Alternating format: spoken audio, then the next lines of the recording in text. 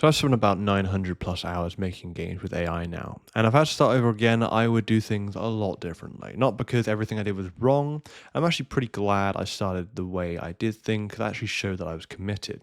Showed that I was willing to sit there and actually work through problems, even when the workflow was quite painful. But at the same time, I made so many things harder than they needed to be, especially in the early stages.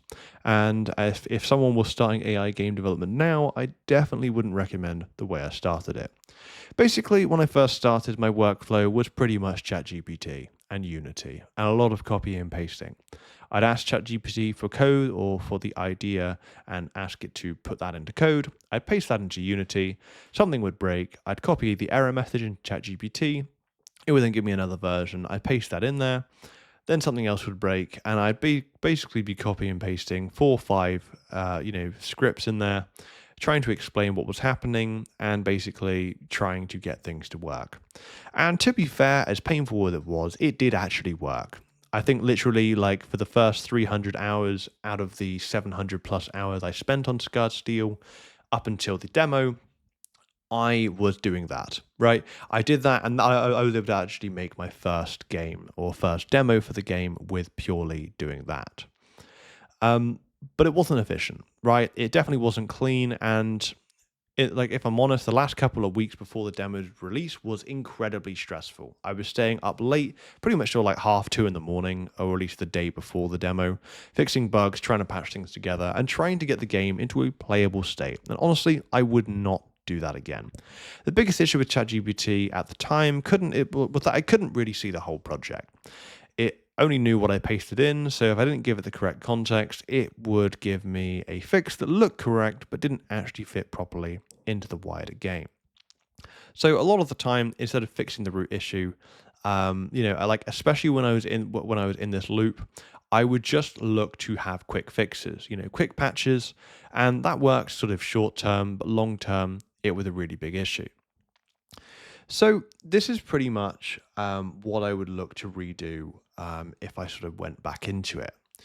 So one of the first things that really helped was being able to outsource the coding entirely. And that wasn't necessarily to ChatGPT, but it was to Cursor. So Cursor is one of the most useful tools I've used for AI game development. And if I start again, I would use something like that from day one, and I have been for my second game, Primus.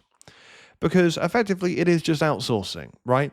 And from the moment I started making games with AI, people told me that I shouldn't use AI for coding because they'll say we don't really understand the code, or you're not really a developer, or you're just getting AI to do it for you, which I can understand why people say that. One of the core things is when I think about a big studio when they make a game, they're going to hire people to do different things to do the work. They're going to hire people to do the code. So when I guess, hire Cursor AI to go and do the code for me, it just makes sense. It just does. Whether people like it or not is a whole new question. But for me, it just made sense. Right? So I think, well, if I'm working for myself and I don't have the money to hire other people and I don't really want to spend the time to do all the tutorials and I can just get AI to do it, then that's that. Right? And a lot of the time, people will then come to me and say, "What if you don't understand the code and what's going on, and something's going to something bad's going to happen?" And this is where I think people really do underestimate the learning side of AI, because I can literally ask the AI what the code does, what a script does, and it will break it down. All right. And over time, as I'm building a game, I can look at a script and go, yeah, that's responsible for X, Y, and Z. Right. And that's all I really need. Right. It sounds really weird, but that is all I really need. Right. And, with Scarred Steel, right, like I had like lots of issues. One of the biggest one was the art style. I didn't have a clear enough art style from the beginning and ended up changing the art style 3 to 4 times. That was chaotic, right? I generate an image, and as I was generating images, eventually the ChatGPT would give me a image that was slightly better in quality. And all of a sudden, I figured, well, the rest of the game should probably look like this. So we had lots and lots of back and forth, and I think in the end I had about 523 images that were purely cutscenes in the background, and that did not include the hundreds of images that didn't make it into the game. And one of the things I sort of found, at least now, is that having clarity on the art style you want is really key.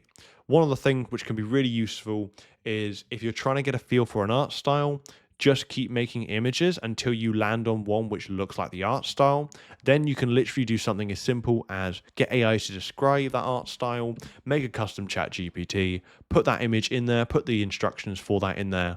Then whenever you go to describe the image you want to make, obviously it should then look at making an image with that style. That's about it. Now, one of the things as well is that the AI image models have gotten so much better. If I look back probably like 6 or 7 months, it is clear to me that the image models back then were nowhere near as good. So, you could also say that actually that played a part in it. But, you know, in reality, I think if I just stick to a more consistent style, that would have really helped. The third thing is then audio. So audio being music, sound effects, voiceovers. Now, originally for Scarred Steel, I was using like freesounds.org. I was using, well, pretty much that. For music, sometimes I'd be like looking at like free indie sites and using free music. It was okay, right? Better than nothing, but it wasn't ideal for a game. So I looked around and eventually I landed on something called Suno. So Suno is pretty much making music with AI. And honestly, it is the best music I've ever heard. It's incredible. You can literally spend like 6 to 8 quid a month, make hundreds of songs, and once you've made all the songs, even if you cancel the subscription afterwards, your right to use it is entirely yours, at least at the time of recording this video. It's incredible. Literally, you give it prompts, it makes music, and it's just great. I used this music for Scarred Steel, I'm using it for Primus, and I'm also using it for the Roblox game I'm working on, and likelihood is I'm going to continue using it for the rest of my games. Because it is genuinely so nice.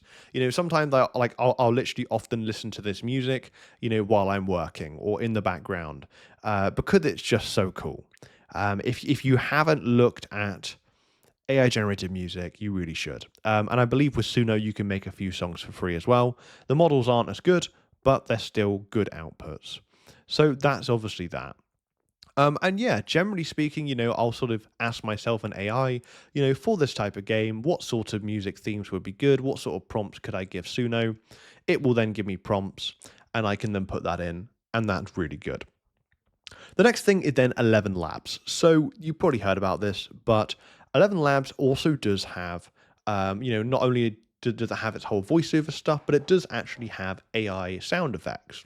Now, there's actually lots of AI sound effects on the platform that you can download that are made by other people. You can also make your own. That's been really useful for things such as for my game Primus, where I've been pretty much, making sound effects for different animals in terms of when different animals enter the arena. And I'm probably going to look to make a lot more for the game moving forward.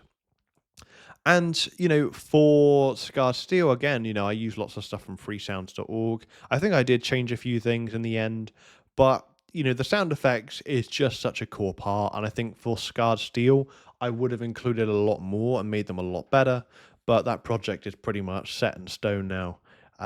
But yeah, a lot of things I would have looked to do better. For the voiceovers, I found that it was better, at least at the moment, for me to record what I want to say and then to get AI to modify the voice itself. I am still working on getting better at that. I'm not sure the best way to do it. Some people obviously are going to say hire certain people to do things, but again, I simply don't have the money. So yeah, I'm getting a feel for how to do that. The last thing really is then AI video. Now, AI video is good and is getting better, right? But the main thing for me is a matter of if it actually fits in video games. Now, for Scarred Steel, in the end, I only have, I think, one AI video, and that's literally the main character at the very beginning when you open up the game. That's it. Originally, I had probably about 10 other videos in the game, more around the story. And those videos weren't inherently bad. The quality did vary, but it didn't really feel like it fit in the game. And in the end, I did end up getting rid of all of them. So my thing with the AI video is it just needs to really make sense. You really need to be able to justify it, because I don't know, there's something about AI video which, even for me as someone who used lots of AI, it really does depend, and at least for video games anyway. right? I used a few AI videos in my trailer. I tried to keep them a little bit short. I didn't want that to take up the whole trailer, but I did want to use it as a way of being able to set the tone and set the atmosphere for the beginning of the trailer. That is basically where I used it as well. But other than that, I didn't really want the game to feel like, I don't know. It just didn't really make sense. It's very hard to describe, but I think if you're gonna use AI video for video games, be very, very sparing of it.